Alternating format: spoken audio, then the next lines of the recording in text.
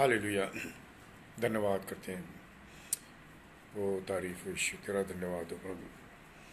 धन्यवाद प्रभु यीशु पिता, तेरी स्तुति बड़ाई प्रशंसा तेरी महिमा करते हैं। हालेलुया। राजाओं का राजा और प्रभुओं का प्रभु है हमारा। हमारी सामर्थ्य बहुत बड़ा बल है। धन्यवाद करते हैं।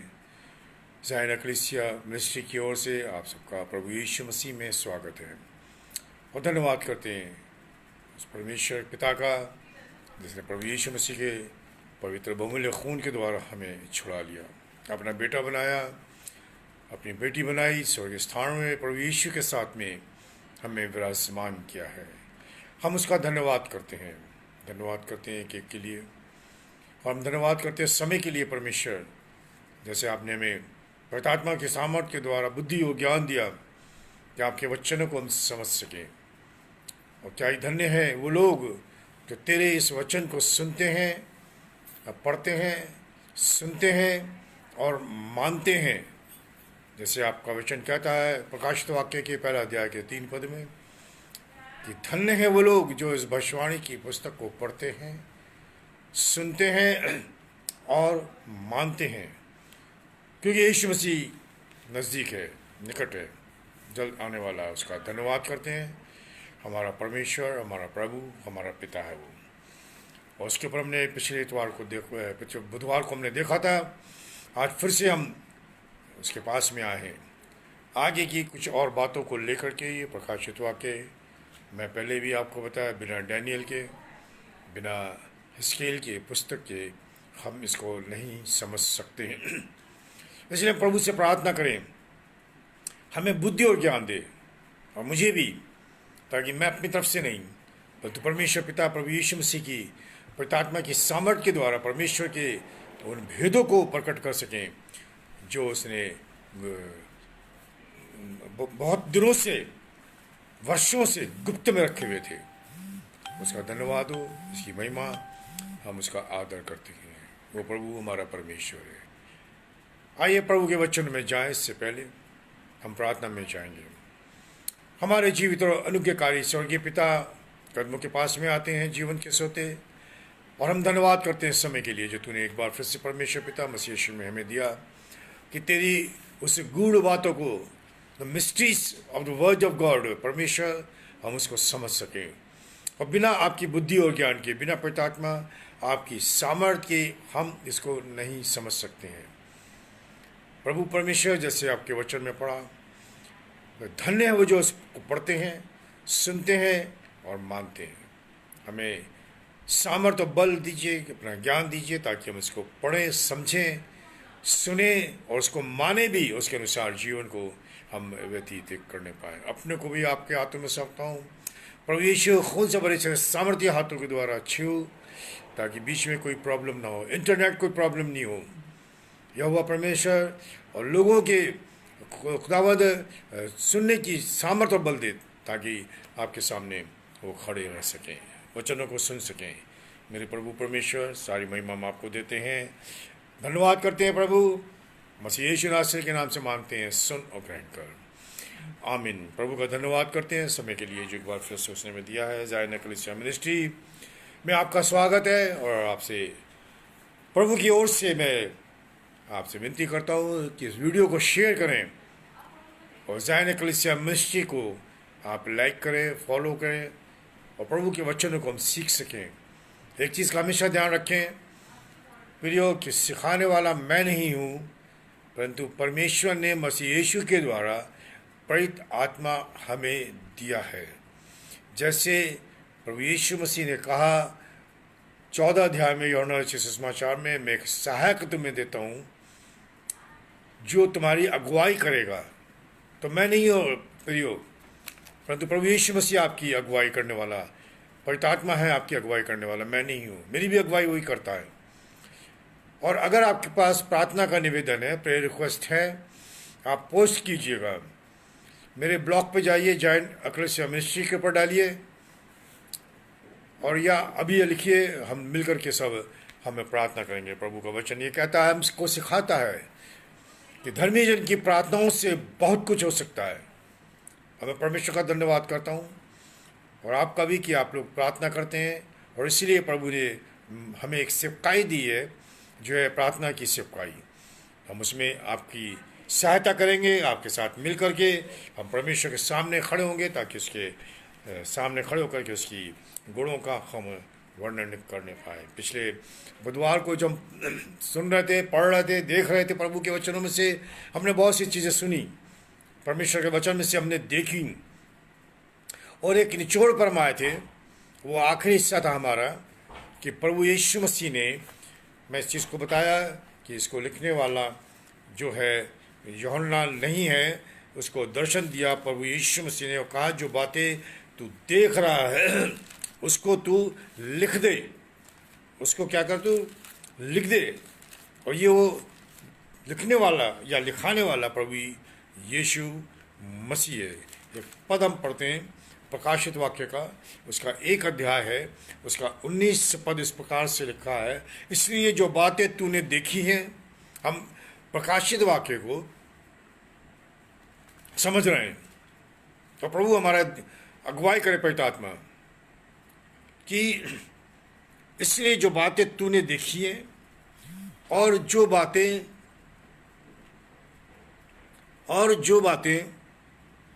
हो रही हैं और जो इसके बाद होने वाली हैं, उन सबको लिख ले। अर्थात उन 7 तारों का भेद जिन्हें तूने मेरे दाहिने हाथ में देखा था, और उन 7 सोने के दीवटों का भेद।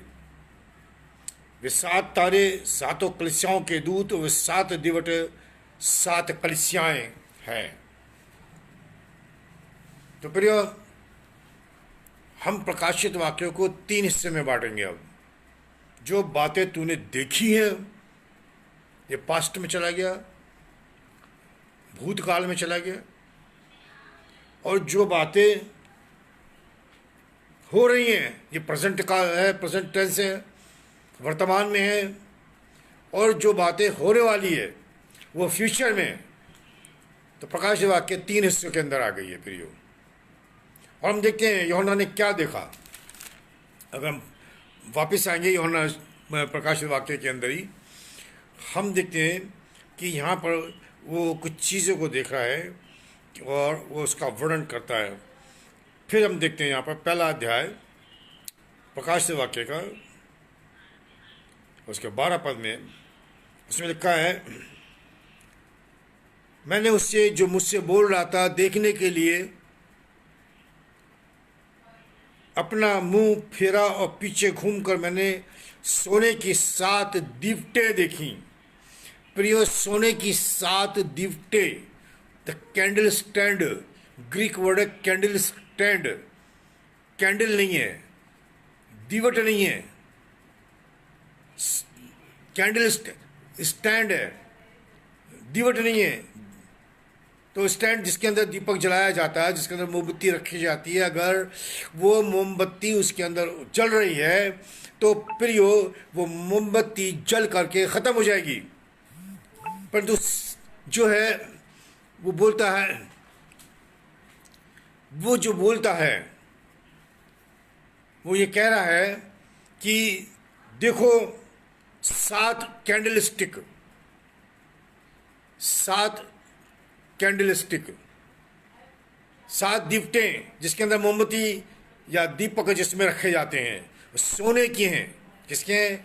सोना जजमेंट को बताता है प्रियो, न्याय को, क्योंकि बिना आग में डाले सोना कभी भी पवित्र नहीं हो सकता।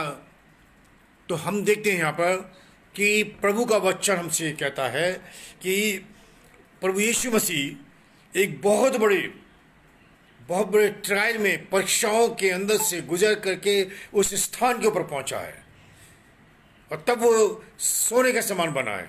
प्रियो, से दाऊद कहते हैं कि मुझे सोने के समान भट्टी में 7 बार तपा दे। हालेलुया। हमारे पास ऊपर तो इतनी मुसीबत भी नहीं आई कभी। और उसके बाद दिखता है उन दीवटों के बीच में एक मनुष्य के पुत्र शरीर का एक पुरुष को देखा, जो पांवों तक वस्त्र पहने हुए, छाती पर सुनहरा पटुका बांधे था।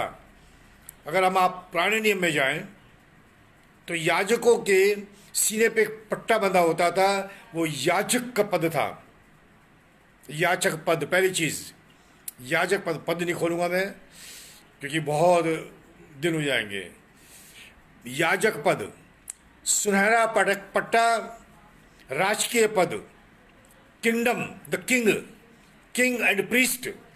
और इसलिए इब्रानी के पत्र लिखने वाला बोलता है कि याजक और मल्कीसदेक स्वरूप याजक। मल्कीसदेक राजा था, उत्पत्ति के पुस्तक में हम पढ़ते हैं उसका वर्णन, और वो राजा भी था और याजक भी था। तो हम देखते हैं ये ऑनर, ये आदर प्रभु यीशु मसीह के पास में था। और अगर हम और गहराई में जाएंगे तो जब मैं और आप प्रभु यीशु मसीह के पास में आए और प्रभु यीशु मसीह को ग्रहण किया, परमेश्वर के संतान कहलाए, तो पहला पत्रस 2 अध्याय के 9 पद में लिखा, उसने हमें याजक पद और राज्य पदाधिकारी बनाया है। उसने राज्य पदाधिकारी मतलब राजकुमार। तो प्रियो, हमारे पास याजक का पट्टा भी है और हमारे पास राजकुमार का भी पट्टा है।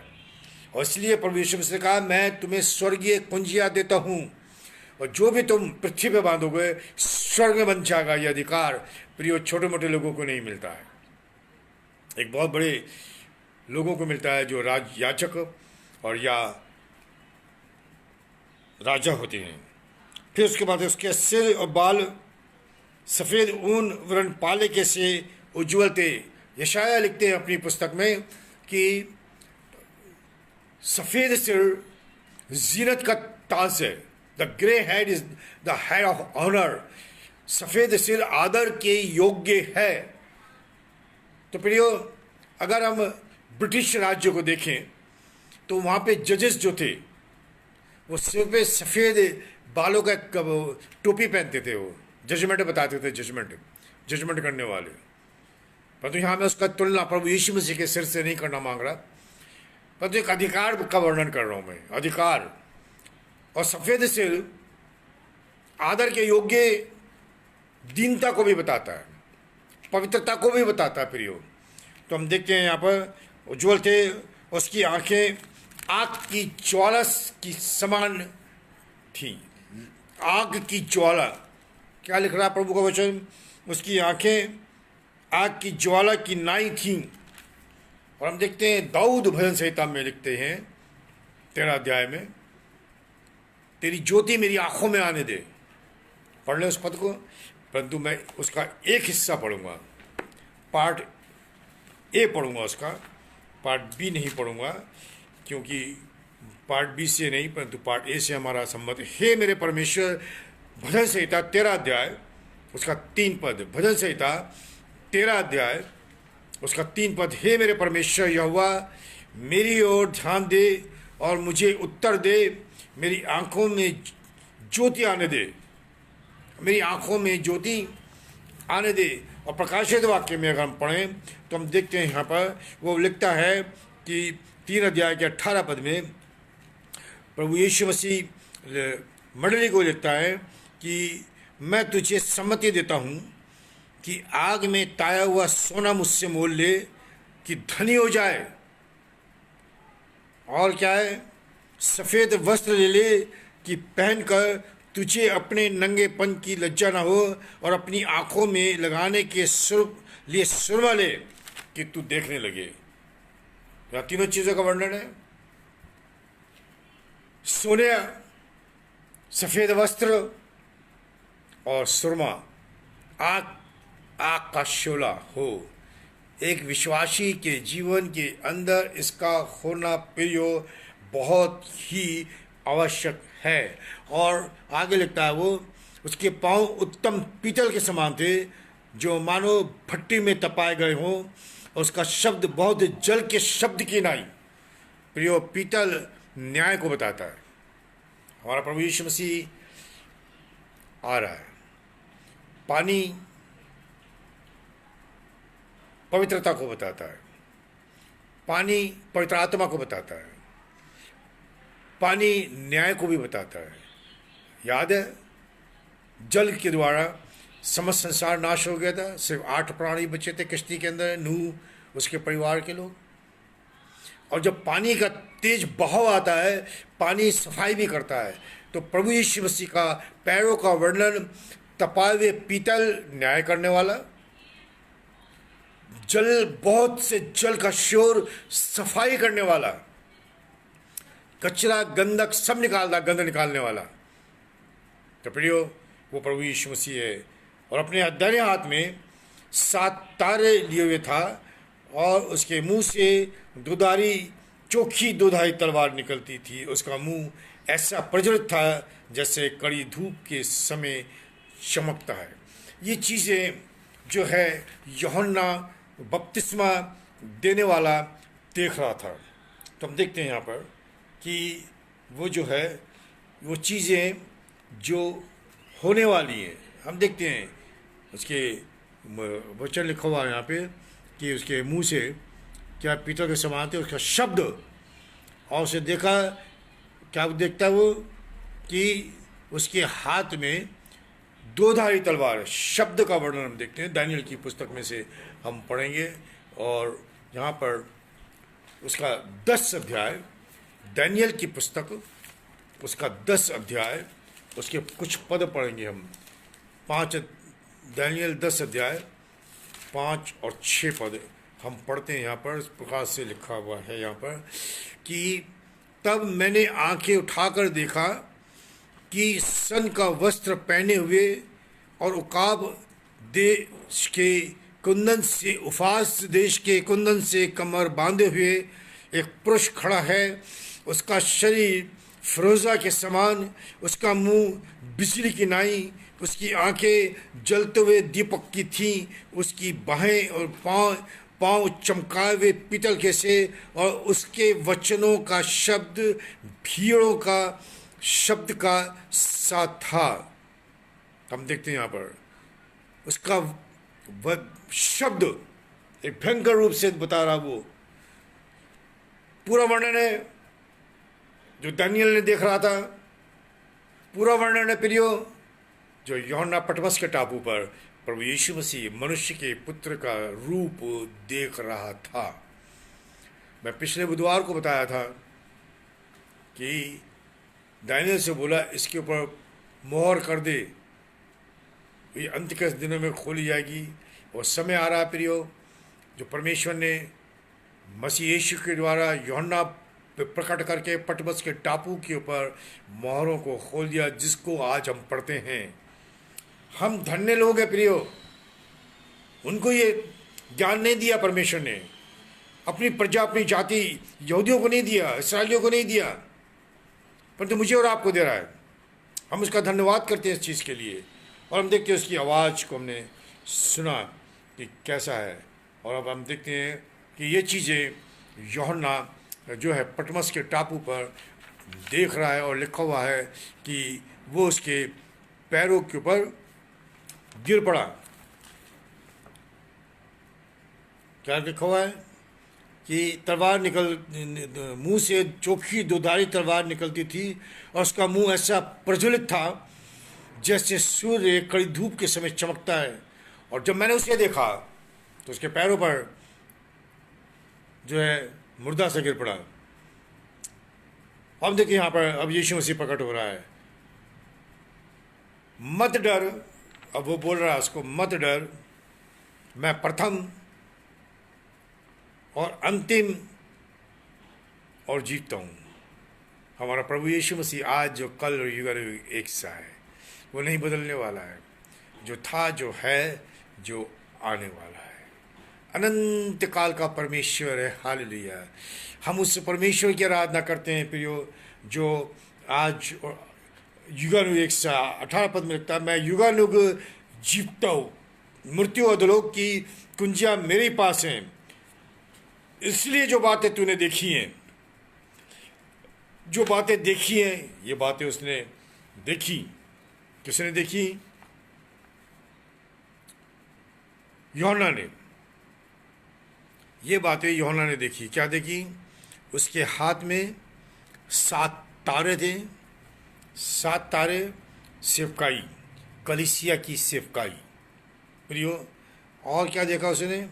दुधारी तलवार उसके मुंह में थी और उसने क्या देखा कि उसका चेहरा कड़ी धूप के समान चमक रहा था।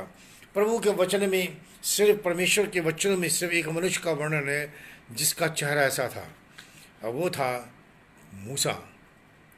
कि 40 दिन और 40 रात वो परमेश्वर के सामने खड़ा रहा, उसका मुंह चमक रहा था। जब उतर करके आया तो देखते हम परमेश्वर के वचन में पढ़ते हैं कि इस्राएल लोग उसके पैरों के ऊपर गिर पड़े और कहा उससे अपने मुंह को ढाक ले। तो प्रिय, जब हम परमेश्वर के सामने मसीह यीशु की और पवित्रात्मा की सामर्थ के द्वारा खड़े होते हैं तो परमेश्वर का रिफ्लेक्शन, परमेश्वर की ज्योतियाँ हमारे द्वारा लोगों तक पड़ती हैं। इसलिए प्रभु यीशु मसीह ने कहा, मैंने तुम्हें जगत की ज्योति बनाया। हालेलुया, जगत की ज्योति बनाया। और जो आज हम देख रहे हैं कि यूहन्ना जो इसको देख रहा है, उसको देख रहा है वो कि वही जो है प्रभु परमेश्वर कितना तेज चमकदार चेहरा है। ये रूप यूहन्ना ने प्रभु यीशु मसीह का एक ही बार देखा था, जब वो रूपांतर के पर्वत पर, वो पर्वत के ऊपर जब प्रभु यीशु मसीह के साथ में पतरस, यूहन्ना और याकूब गए थे, और कहा कि वहाँ उसका रूप बदल गया। और आज फिर वो देख रहा है, देख नहीं रहा है, उससे बातचीत भी कर रहा है, और काफ़ी देर रहा उसके साथ में। कितनी देर है, परमेश्वर का वचन कुछ नहीं बोलता, पर तो काफ़ी देर रहा वो, ये हम जानते हैं काफ़ी देर रहा वो। तभी प्रकाशित वाक्य दानियल की वो मोहरें जो लगी हुई थी वो उसको खोल रहा है, एक एक करके खोल रहा है वो। और यही हम देखते हैं। एक पद पढ़ेंगे हम, मीका मलाकी 4 अध्याय, मलाकी 4 अध्याय उसका दूसरा पद है। मलाकी 4 अध्याय उसका दूसरा पद इस प्रकार से लिखा हुआ है, मलाकी 4 अध्याय 2 पद, परंतु तुम्हारे लिए जो मेरे नाम का भय मानते हो, धर्म का सूर्य उदय होगा और उसकी किरणों के द्वारा तुम चंगे हो जाओगे, और तुम निकल कर पाले हुए बछड़ों की नाई कूदोगे और फांदोगे। उसकी किरणों के द्वारा, क्या धर्म का सूर्य उदेगा, उसकी किरणों के द्वारा तुम चंगे हो जाओगे। प्रियो, परमेश्वर के वचन के अंदर एक मूसा ऐसा मनुष्य हुआ है जिसके लिए लिखा हुआ है कि 120 वर्ष की उम्र होने के बाद भी उसकी आंखों के अंदर धुंधलापन नहीं आया। वैसे प्रभु के कई दास हुए हैं जिसके बारे में हम पढ़ते हैं कि कुछ तकलीफ नहीं थी उनको। आदम के बारे में कहीं पढ़ते, अब्राहम के बारे में नहीं पढ़ते, दुख आए उनके ऊपर।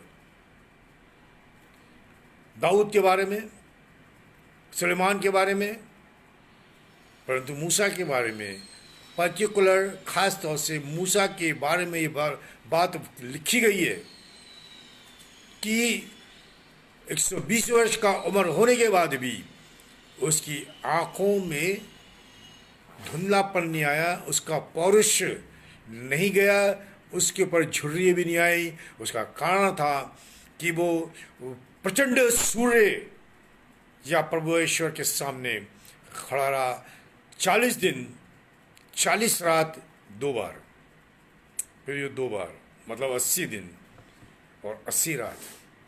हम कितनी देर प्रभु के सामने खड़े होते हैं, हम खुद ही समझ सकते हैं कि हम कितनी देर उसके सामने खड़े रह सकते हैं। बहुत ज़रूरी है हमारे जीवन के अंदर। जो चीज़ें यूहन्ना देख रहा था वो उसका वर्णन कर रहा था। अब हम आते हैं परमेश्वर के वचन के, ये पहला भाग था जो बातें तूने देखी हैं। अब खास आ गया जो बातें तू देख रहा है। क्या देख रहा है? इफिसुस के पत्र में आ गए,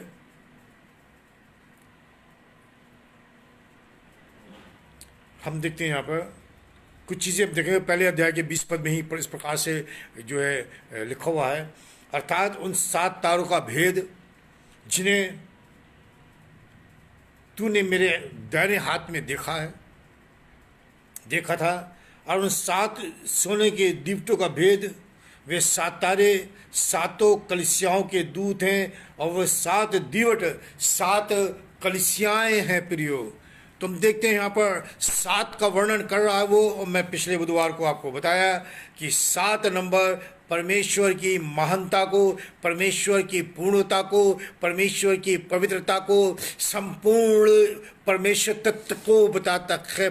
द यूनिटी इन गॉड, ये है शब्द वहाँ पर, इसको हम अलग नहीं कर सकते। ठीक है, अब हम आ गए हैं दूसरे अध्याय के अंदर में, जहाँ पर इस प्रकार से लिखा हुआ है, इफिसुस की कलीसिया के दूत को तू ये लिख दे।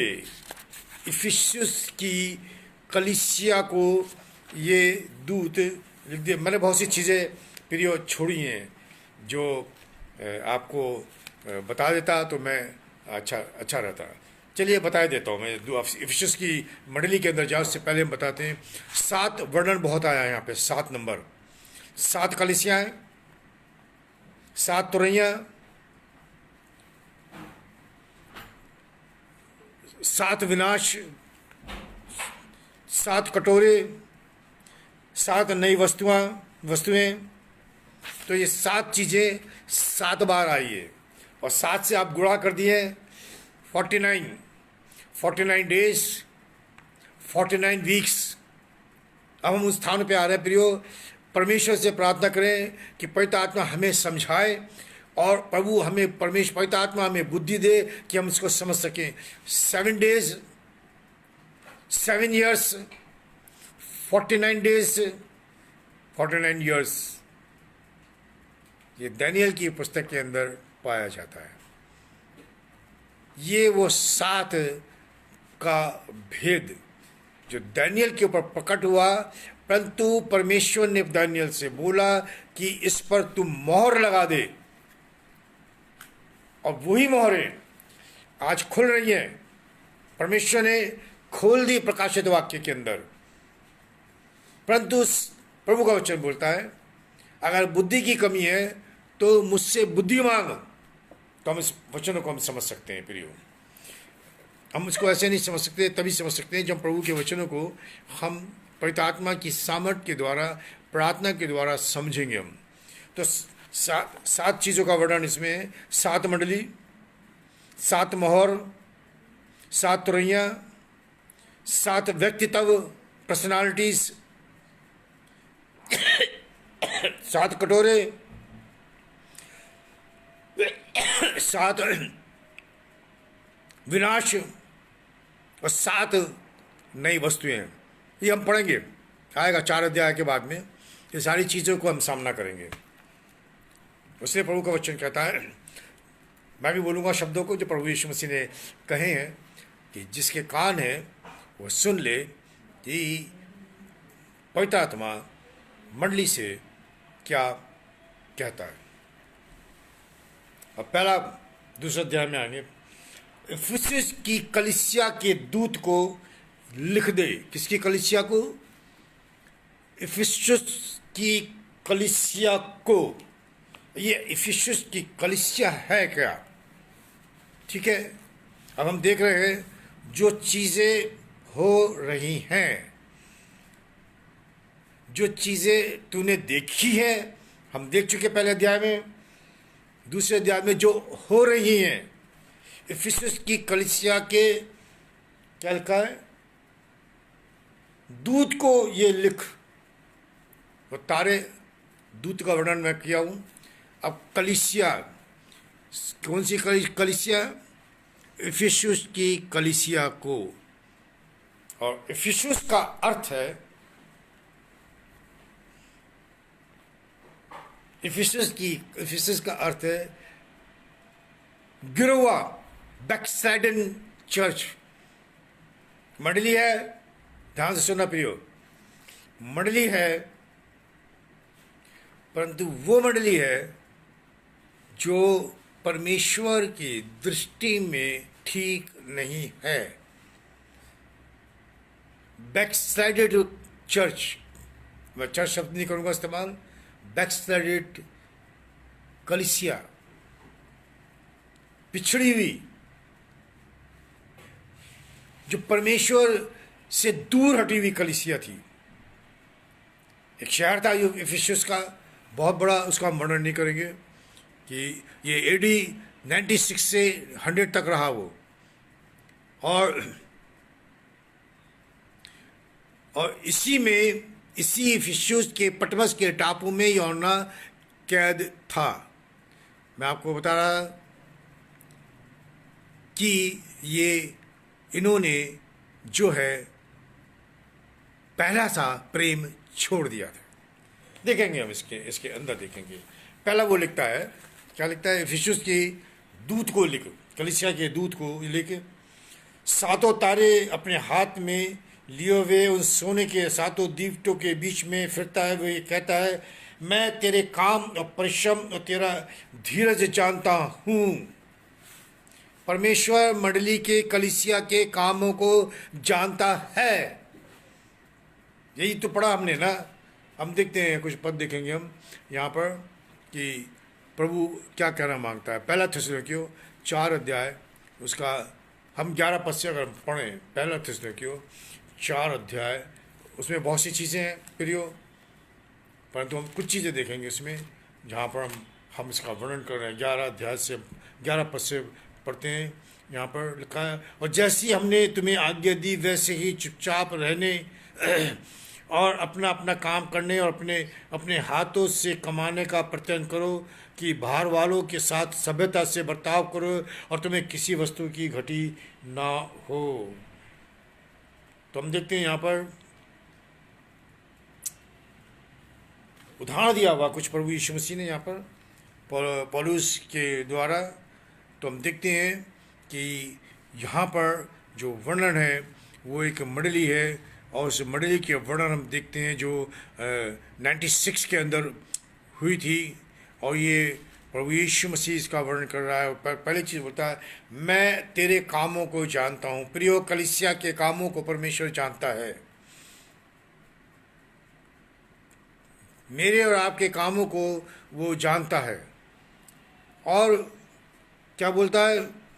तेरे परिश्रम, पहली चीज़ है काम, परिश्रम, दूसरी चीज़ है और धीरज। धीरज से यहोवा की बाट जोता रहे। हालेलुया। और कि तू बुरे लोगों को तो देख नहीं सकता, और जो अपने को प्रेरित कहते हैं और है नहीं, उन्हें तूने परख कर झूठा पाया। देखिए, अच्छाइयों का वर्णन कर रहा प्रभु यीशु मसीह। धीरज को, परिश्रम को और काम को, और बुरे लोगों को देख नहीं सकता और धीरज धरता है। और मेरे नाम के लिए भी दुख उठाने से नहीं थका। हम देख लें आज की मंडलियों को, देख लें प्रियो, मेरे नाम के लिए भी दुख उठाने से नहीं थका। पर मुझे तेरे विरुद्ध ये कहना है। ओह प्रियो, कितनी सुंदर बात परमेश्वर प्रभु यीशु मसीह मंडली के लिए लिख रहा है। एक बैकस्लाइडन, एक गिरी हुई मंडली जो परमेश्वर को छोड़ दी। और वो बोलता है, क्या बोलता है? मुझे तेरे विरुद्ध ये कहना है कि तूने अपना पहला सा प्रेम छोड़ दिया है। और इसलिए इफिसस का अर्थ दिया गया है कि जिसने प्रभु को छोड़ दिया, सब कुछ है, सब कुछ है प्रियो। आज की मंडलियों के अंदर सब कुछ है। स्तुति है, प्रशंसा है, धन्यवाद के बेटे हैं, चंगाई है, भविष्यवाणियां हैं, आराधना है 3-3 घंटे 4-4 घंटे की। और प्रभु यीशु मसीह पवित्र आत्मा के द्वारा आज भी कह रहा है कि मुझे तेरे विरुद्ध एक बात कहनी है कि तूने पहला सा प्रेम छोड़ दिया। अब क्या प्रेम छोड़ दिया? हम खुद अपने को देख सकते हैं। और चेत कर कहाँ से गिरा है, और मन फिरा, पहले के समान काम कर। और यदि तू मन न फिराएगा तो मैं तेरे पास आकर तेरी दीवट को उस स्थान से हटा दूंगा। प्रियो, हम देख लें आज मंडली को प्रभु यीशु मसीह पवित्र आत्मा क्या कह रहा है। क्या हमारे अंदर परमेश्वर के प्रति प्रेम है? प्रभु यीशु मसीह के लिए प्रेम है? पवित्र आत्मा के लिए प्रेम है या मनुष्यों के लिए प्रेम है? मैं ये नहीं बोलता मनुष्य से प्रेम नहीं करें हम, परंतु प्रभु से ज्यादा प्रभु से ज्यादा प्रभु से ज्यादा परमेश्वर से ज्यादा मनुष्य से प्रेम करना, इसका वर्णन है यहां पर। अब कैसे है? मंडली के अंदर कोई बड़ा आदमी आ गया, बहुत धनी आदमी आ गया, और हम जानते हैं बहुत धनी आदमी है, नेता है या बिशप है या कोई और भी है, मंडली का बहुत बड़ा उच्च पदाधिकारी, और हम चर्च को चला रहे हैं, प्रभु की मंडली को चला रहे हैं। हमने उसको देखा तो हमने रोक दिया, उसका जाकर के स्वागत कर रहे हैं। क्या हम परमेश्वर से प्रेम करते हैं? वो मनुष्य प्रियो, आज वो मनुष्य परमेश्वर प्रभु यीशु मसीह से कहीं ज्यादा आदर के योग्य हो गया। हमारा प्रेम उसकी तरफ चला गया। अगर हम नहीं खड़े होंगे तो वो नाराज हो जाएगा। हमें मदद कर रहा होगा तो मदद बंद कर देगा। मैं घटना याद आ गई, 1980 की बात है। नागपुर में मुझे किसी ने बुलाया था, मैं बॉम्बे में था, मुझे बॉम्बे से बुलाया। तो मैंने कहा मैं बॉम्बे में मैं नहीं आ सकता। मैं जब नागपुर आया, मैं रात को 2 बजे नागपुर पहुंचा और 5 बजे एक जीप आई मुझे पास में कि मुझे आपको लेने के लिए आए। तो हमारी टीम थी ऑपरेशन मोबिलाइजेशन की, तो टीम लीडर थे। मैंने उनसे पूछा, बोले चले जाओ। मैं गया तो मुझे 5 स्टार होटल में ब्रेकफास्ट कराया और कई जगह मुझे घुमाए, और फिर वो मुझे ले गए एक जगह, किसी का घर था, वहाँ मुझको बिठाया उन्होंने। मैं बैठा हुआ था तो एक लेडी आई, एक स्त्री आई, बहन, प्रभु में सो गई, क्षमा करे। तो वो जो मुझको लेने आया था वो खड़ा हो गया एकदम से। मैं बैठा रहा, वो स्त्री थोड़ी देर मुझको देखती रही, ग्रीटिंग्स का आदान प्रदान हुआ तो चली गई। उसके बाद वो पास्टर को बुलाया गया जो मुझको लेने आए थे, फिर उसको बोला कि बाद में हम बात करेंगे, और मुझे छोड़ आया। जब मुझे छोड़ करके आ रहा था तो मुझको छोड़ने के लिए जा रहा था तो मुझसे बोला, आपसे पता क्यों नहीं बात करी? मैंने क्यों? बोले कि आपने उस मेम साहब के सामने खड़े नहीं हुए, इसलिए। मेरे मुंह से एक ही शब्द निकला, मैंने कहा मैं मिलिट्री में था, मैं अपने ऑफिसर के सामने कभी नहीं खड़ा हुआ। वो क्या चीज़ है? वो क्या चीज़ है? हम आदर देते हैं, आदर दें, मैं मानता हूँ आदर दें, हमसे बड़े उनका आदर करें, परंतु प्रभु के सामने हम प्रभु को छोड़ करके हम उसका आवभगत करें, उसका स्वागत करें। और यहीं प्रभु यीशु मसीह बोलता है कि तूने पहला सा प्रेम छोड़ दिया है। ये है यहां पर, पहला सा प्रेम छोड़ दिया है। अब देखते हैं यहां पर आगे, फिर बोलता है मन फिरा। कई जगह हम पाएंगे इसका, मन फिरा और पहले के समान कर, मतलब है कि दिन रात मेरे सामने खड़ा रहे, पहले के समान काम कर, और यदि तू मन न फिराएगा तो मैं तेरे पास आकर तेरे दीवट को उस स्थान से हटा दूंगा। प्रियो, ये वार्निंग है हमारे लिए, मेरे आपके लिए, एक चेतावनी है मेरे और आपके लिए। उस दीवट को हटा देगा वो, अगर हम वहां पे जो है उसकी आज्ञा को नहीं मानते हैं तो। वो दीवट कौन है? मैं और आप हैं। तुम जगत की ज्योति हो, वो हटा देगा। इसलिए हम देखिए, हमने कहाँ परमेश्वर को दुख दिया है, और प्रभु का वचन हमें ये बताता है कि पवित्र आत्मा को शोकित मत करो। कुरिन्थियों के पत्र में हम पढ़ते हैं 14 अध्याय, पवित्र आत्मा को क्रोधित मत करो। पवित्र आत्मा को क्रोधित मत करो। कितनी दुख की बात है प्रियो। पवित्र आत्मा हमसे कह रहा है, जिसने हमको प्रभु यीशु मसीह ने अपने खून के द्वारा धोया, पवित्र किया और खरीदा। आगे बोलता है, पर हाँ तुझ में एक बात तो है कि तू निकुलियों के कामों से घृणा करता है, जिनके कामों से मैं भी घृणा करता हूँ। ये निकुलियों की चीज़ें क्या हैं? निकुलियों की शिक्षाएं चर्च के अंदर है आज। ये कौन है? गुटबंदी, पार्टी, पॉलिटिक्स, चुनाव। जब तक पवित्र आत्मा नहीं आया, प्रियो ध्यान से सुनेंगे, जब तक पवित्र आत्मा पृथ्वी पर नहीं आया, तब तक जब किसी की चुना जाता था तो चिट्ठियाँ डाल करके चुना जाता था। परंतु जब पवित्र आत्मा आ गया,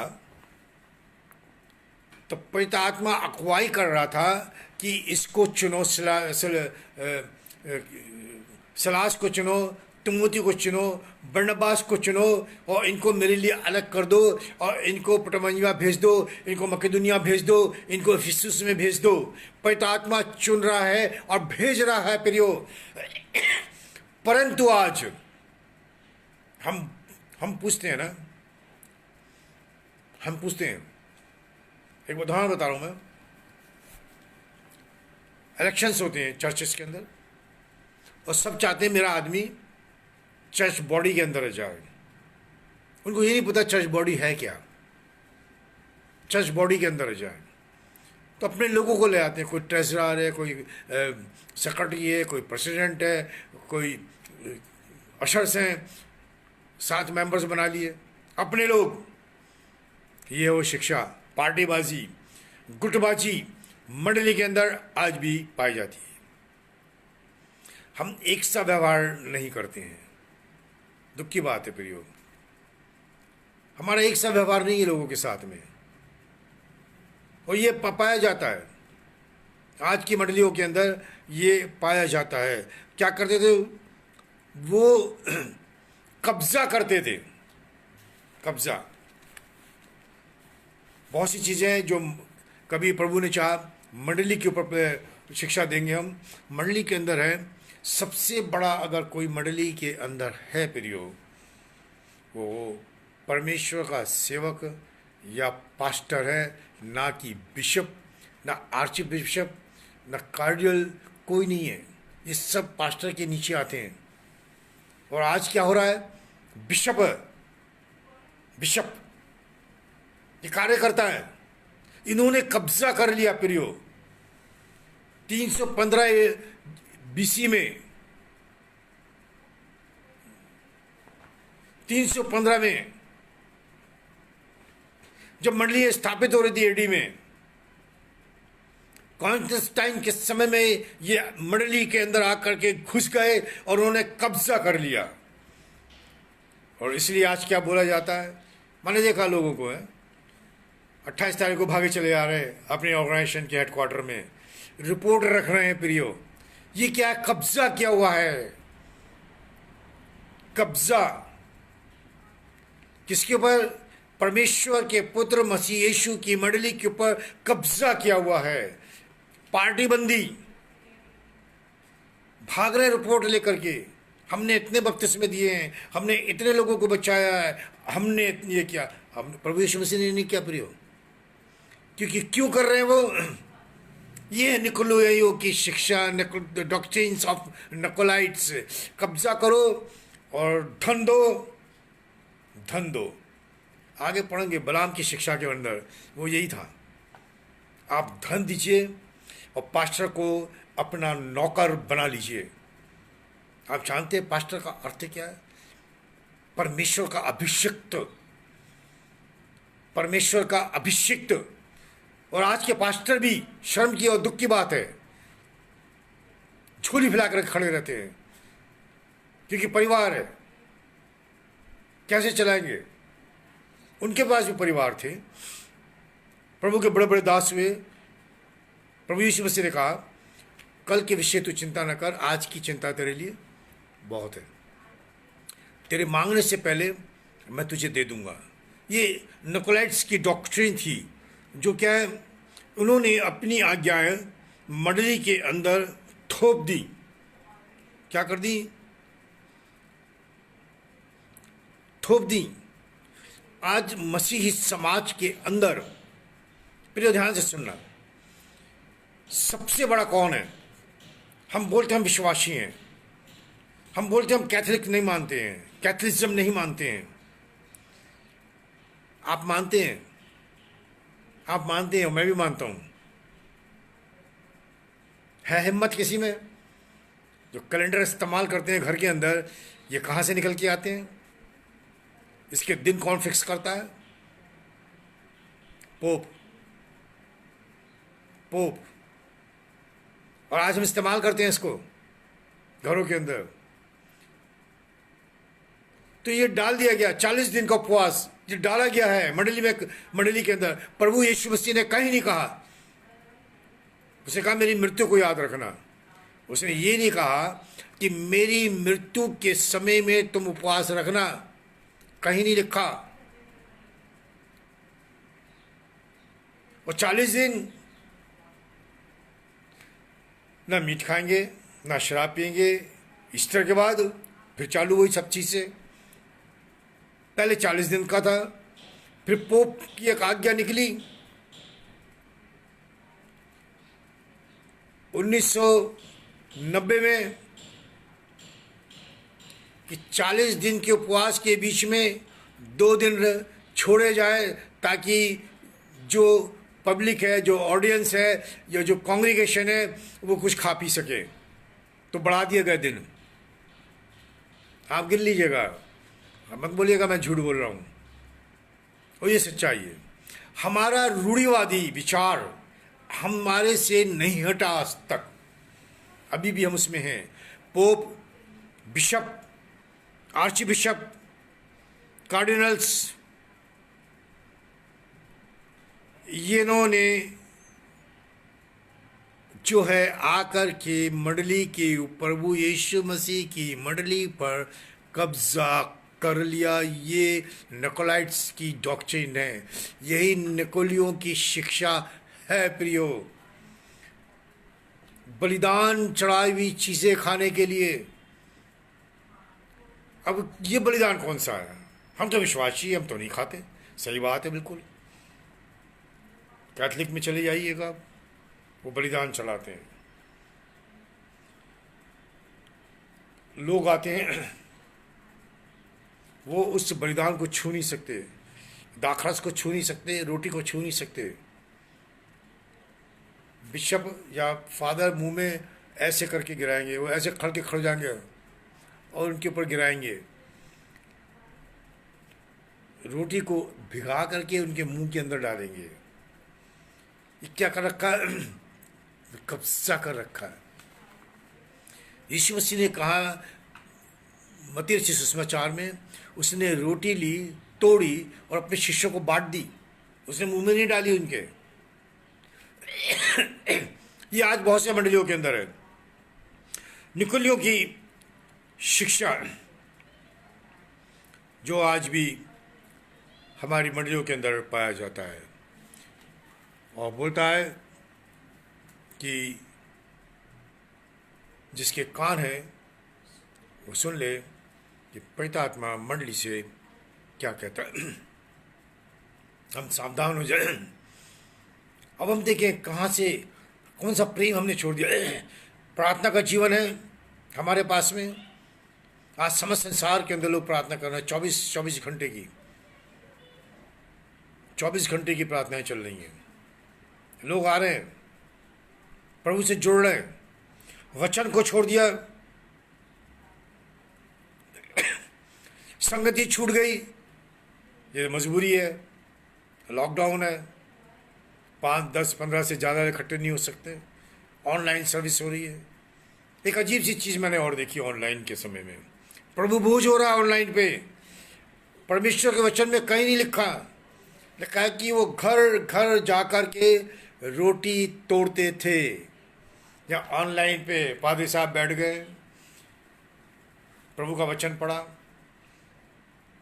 जूम मीटिंग पे या ऑनलाइन में लोग बैठे हुए हैं, उनको बता दिया जाता क्या करना है। बोले वो भाई साहब ने बोलते रोटी लेंगे, कांग्रेगेशन ने रोटी उठा ली। प्रभु प्रभु का दास बोला है, प्रभु यीशु मसीह ने कहा उसको तोड़िए और शिष्यों को दिए। तोड़िए, वो तोड़ रहा है, और घर में 5 जने वो 5 को बांट रहे हैं। वो तो खुद ही पादरी बन गया, पादरी की क्या ज़रूरत है, अब प्रभु के इतिहास की क्या ज़रूरत है। अब तो सभी करने लगे। प्रभु के वचन को अगर हम देखें तो हम परमेश्वर ने जब आज्ञा दी मूसा को, तो उसमें लिखा है कि कोई भी उसको छू नहीं सकता था। बड़ा पवित्र चीज़ है।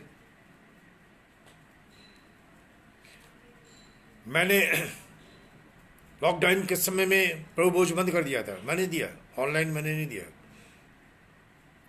मैं घर जाके दिया, घर घर जाके देखा। प्रतिदिन वो घर घर इकट्ठे होते थे।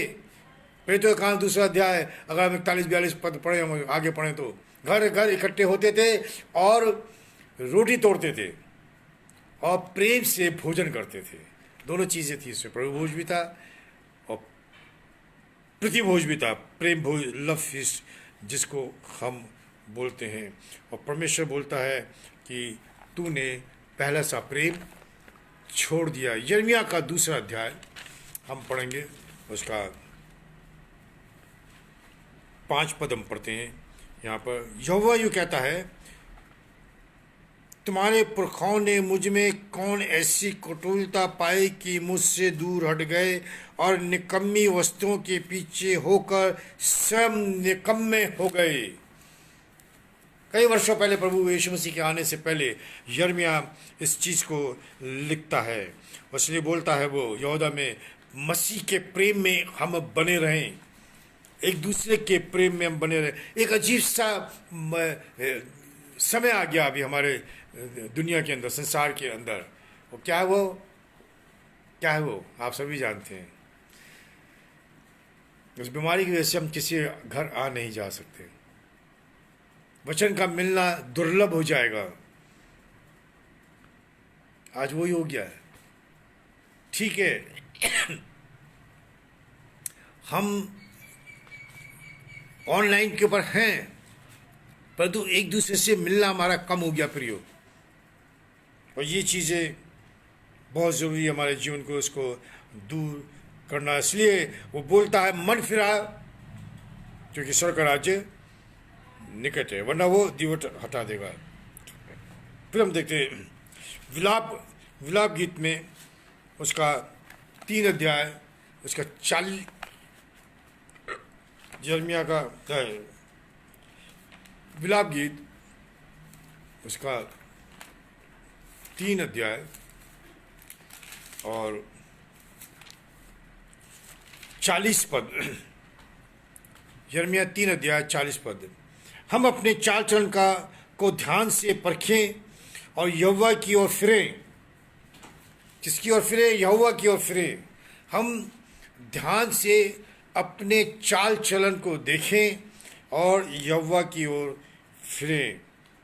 और फिर हम देखते हैं, बड़ा अच्छा पद है, 2 अध्याय, 2 कुरिन्थियों 13 अध्याय के 5 पद में, 5 और 6 पद में, अपने को परखो और देखो कि मसीह में हो कि नहीं, तुम विश्वास में हो कि नहीं। हम बोलते हैं विश्वासी हैं, परंतु हम विश्वास में हैं, मंडली के ऊपर कब्जा कर रखा है। हम देखते हैं यहाँ पर जो है वो मना करता है इन चीज़ों को जो उसको पसंद नहीं है प्रियो। और ये ज़रूरी है, ये निकोलाइट्स, द डॉक्ट्रिन ऑफ निकोलाइट्स, द निकोलियों की शिक्षा को हमारे बीच में से हटाना बहुत आवश्यक है। आज मंडली के अंदर इसने कब्जा करके रखा हुआ है, बैठा हुआ है हमारे ऊपर। कुछ चीज़ें हैं जिसको मैं मानता हूँ कि बहुत मुश्किल है, वो है परिवार है, बड़ा परिवार है, पत्नी है, बच्चे हैं, और क्या है, कहाँ से होगा, कैसे होगा? खर्चा तो चलाना ही पड़ेगा। दाऊद कहते हैं, मैं अपनी आंखें पर्वतों की ओर लगाता हूँ, मेरी सहायता यहोवा की ओर से आती है। बहुत अच्छा पद है, सभी बोलते हैं, परंतु जाते कहाँ हैं? सोच ले प्रियो, आज परमेश्वर हमसे क्या मांग रहा है? पवित्र आत्मा हमसे क्या चाहता है? हम कहाँ पर खड़े हैं? हम झूठ तो नहीं बोल रहे? मुझे घटना याद है, मैं संस्था का नाम नहीं लूँगा। वैसे बाइबल के अनुसार देखे जाए तो लेना बुरा नहीं है, क्योंकि लिखा हुआ है, सिकंदर ठठेरे ने हमें बीच में छोड़ करके चला गया, प्रभु उसका लेखा तो उससे ले। पौलुस लिखते हैं इस चीज़ को प्रेरितों के काम में। कुछ लोगों की जो सेवा में थे उनके बारे में नाम लेकर बोला उसने। तो मैं संस्था में था, कुछ दिनों के लिए गया था। एक दिन नहीं गए हम लोग प्रचार के लिए, वो घर घर जाकर के किताबें या प्रभु यीशु मसीह के पर्चे बांटते थे, और फिर आकर के लिखते थे,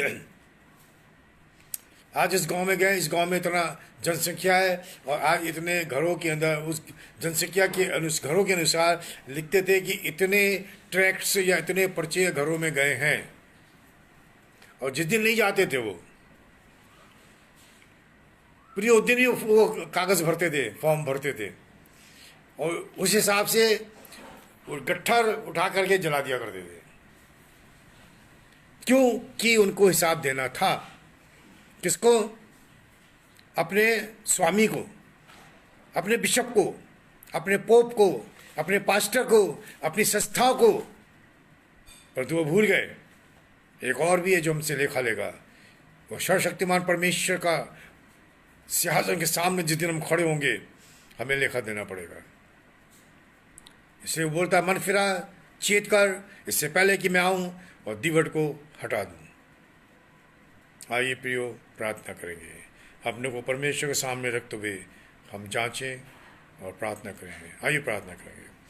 हमारे जीवित अनुग्रहकारी स्वर्गीय पिता, कदमों के पास में आते हैं, सारी महिमा तुझे देते हैं। हमें बुद्धि और ज्ञान दे प्रभु, आपके गूढ़ बातों को, अपने रहस्य की बातों को, अपने भेदों को तू प्रकट कर, ताकि प्रभु हम तुझ में बड़ी दीनता और बड़ी पवित्रता के साथ में, डरते हुए कांपते हुए तुझ में चलने पाए। हर एक को बड़ी आशीष दे प्रभु, खून में छिपा और आशीष का कारण बना, ताकि आपकी महिमा हमारे जीवनों से प्रकट होने पाए। प्रभु हर एक के साथ में वो जो भी आए हैं, सुने हैं, जो सुनेंगे, प्रभु ने आशीष दे, अपने वचनों के द्वारा आशीष में कर। सारी महिमा आपको देते हैं पिता, यीशु के नाम से मांगते हैं, सुन और ग्रहण कर। प्रभु यीशु के नाम से मांगते हैं, सुन और ग्रहण कर। आमीन, आमीन। प्रभु आपको आशीष दे। इसको शेयर कीजिए। अगर प्रेयर रिक्वेस्ट है, मेरे ब्लॉग में जाने कलीसिया मिनिस्ट्री के उसमें जाकर के आप प्रार्थना का निवेदन भेज सकते हैं। आमीन। प्रभु आपको आशीष दे।